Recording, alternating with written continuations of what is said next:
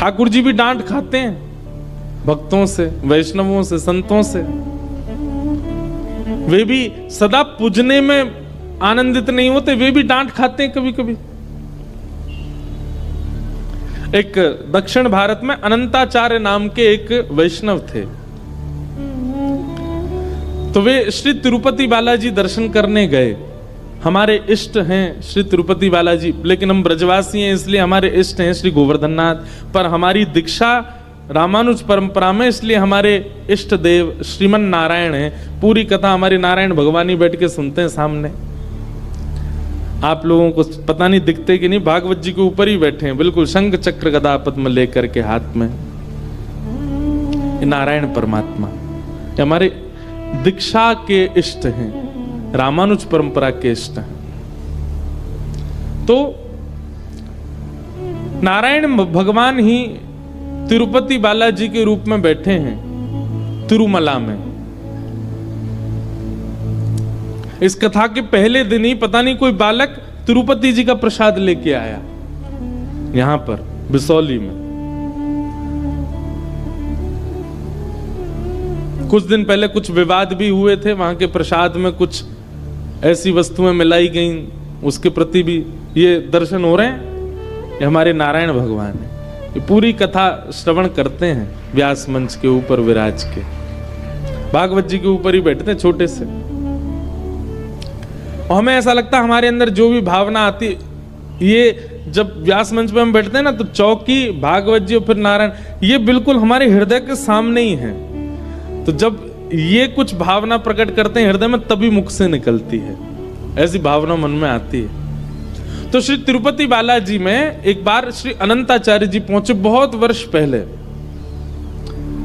तो उन्होंने जाकर के देखा, बालाजी का जब दर्शन किया, तो दर्शन करने के बाद उनके मन में आया कि पहाड़ पर इतने सुंदर ठाकुर जी विराज रहे हैं, पहाड़ के ऊपर जब बहुत गर्मी पड़ती होगी तो श्री ठाकुर जी को बहुत श्रम होता होगा, क्योंकि पहाड़ गर्मियों में गर्म हो जाते हैं।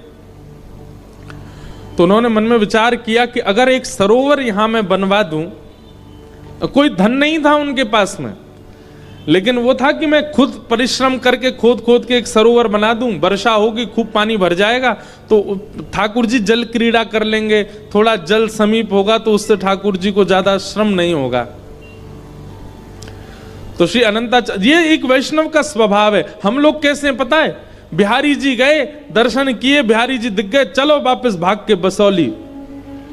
हम तो ऐसे हैं। वास्तविक वैष्णव कौन, वृंदावन गए, बिहारी जी का दर्शन करके उसने यह विचार किया कि ठाकुर जी को कहीं ऐसा कोई कष्ट तो नहीं, वृंदावन में लोग बाग आते हैं गंदगी कर जाते हैं, कहीं इससे ठाकुर जी को पीड़ा तो नहीं होती होगी, हमें बहुत होती है। श्री यमुना जी जिसमें ठाकुर जी नित्य किलोल करते हैं, आज उस यमुना जी का जलपान तक नहीं कर सकते हम। ऐसी भावना जिसके चित्त में प्रकट होती हो कि मैं धाम के लिए कुछ कर जाऊं, मैं ठाकुर जी के सुख के लिए कुछ करके जाऊं। उनको तो सब कुछ है, पर फिर भी मेरे मन की भावना कि मैं कुछ ठाकुर जी के लिए करूं। ये फूल बंगला आज एक अलग भावना से बनवाते हैं लोग वृंदावन में। ये किस लिए किए जाते थे कि बहुत गर्मी होती है तो भैया खूब सारे मोंगरा के, खूब सारे चमेली के पुष्प इकट्ठे करके हम ठाकुर जी का बंगला बनवाएं, ठाकुर जी को ठंडक रहे। पर अब लोग बंगला इसलिए बनवाते हैं बिहारी जी के बिल्कुल नीचे पोस्टर पर अपना नाम लिखवा सकें, दुनिया को दिखे हमने बंगला बनवाया।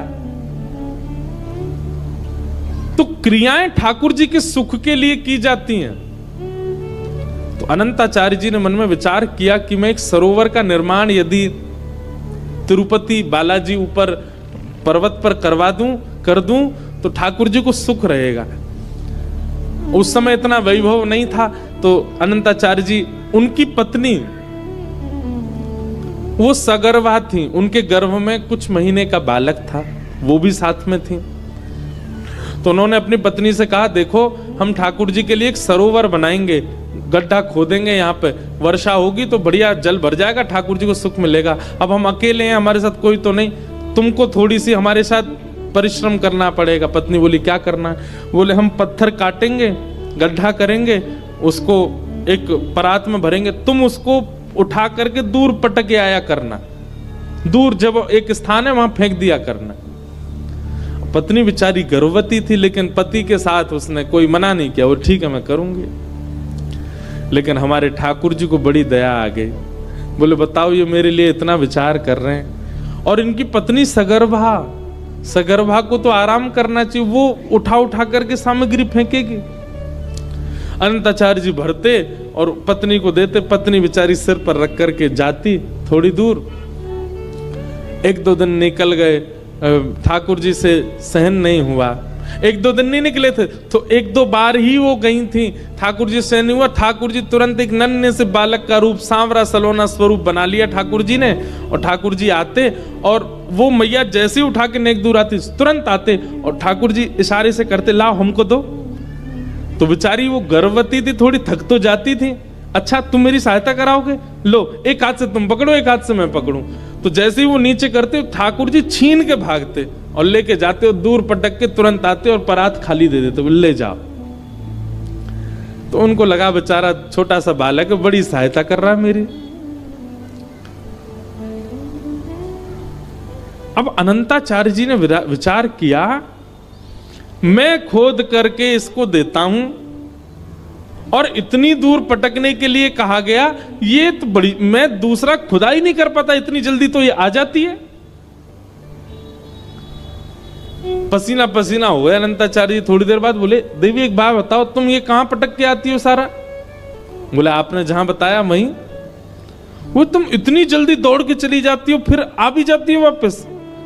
तब उसने कहा, बोले नहीं देखो मैं आपसे क्या छुपाऊं, मैं तो उठा के यहां तक ही जाती हूं, वहां एक नन्हा सा बालक है, सांवरा सलोना सा, वो आकर के मुझसे पूरी परात लेके भाग जाता है, वो डाल के तुरंत लाके दे देता है। तो अनंताचार्य जी बोले कौन बालक है? बोले आप 2 परात में दिखाऊं। परात में भर के जैसे ही लेकर के गए तो कोई और नहीं, साक्षात श्री तिरुपति बालाजी बालक के रूप में खड़े थे। अनंताचार्य जी बोले ठाकुर जी आप राजा हो, आप धिराजा हो, आप सर्वगुण संपन्न हो, आप पूरे विश्व के नाथ हो, लेकिन ये सेवा का सौभाग्य तो हमारा है, ये हमारे पास ही रहने दीजिए, ये हमसे छीनिए मत नाथ।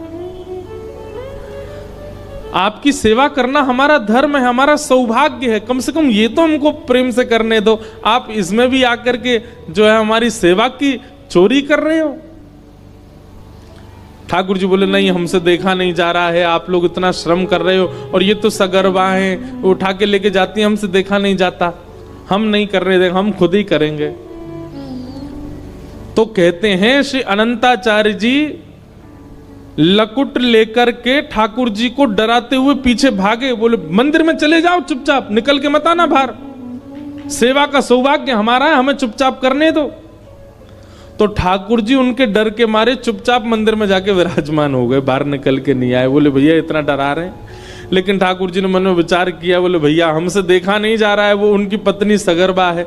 तो ठाकुर जी ने तुरंत नगर के राजा को स्वप्न दिया और स्वप्न देकर के कहा अपनी पूरी सेना लेकर के आओ और बड़े बड़े उद्योगपतियों को लेकर के आओ, और यहां पर अनंताचार्य जी एक सरोवर का निर्माण कर रहे हैं, उनका हाथ बटा करके शीघ्र अतिशीघ्र सरोवर बनवाओ। आज भी वो सरोवर वहां तिरुपति में विराजमान है। उस सरोवर की खास बात ये कि वो सूर्य उदय पर खोदना प्रारंभ हुआ और सूर्यास्त तक बन करके तैयार हो गया था, इतनी सेना लगी उसमें। तो ठाकुर जी भी डरते हैं अपने वैष्णवों से, और ये भय एक भय अच्छा वाला भय जिसके कारण आप संभल के रहते हो, ऐसा जीवन में एक होना चाहिए। और कोई ऐसा परिवार में नहीं दिखता तो फिर ठाकुर जी से थोड़ा तो भय रखो।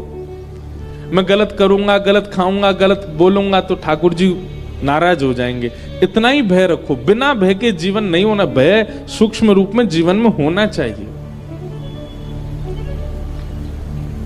हाँ, जीवन के आर्तों से, जीवन के विषादों से निर्भीक रहो, लेकिन जीवन में संभलने के लिए एक भय तो होना चाहिए, अच्छा वाला भय।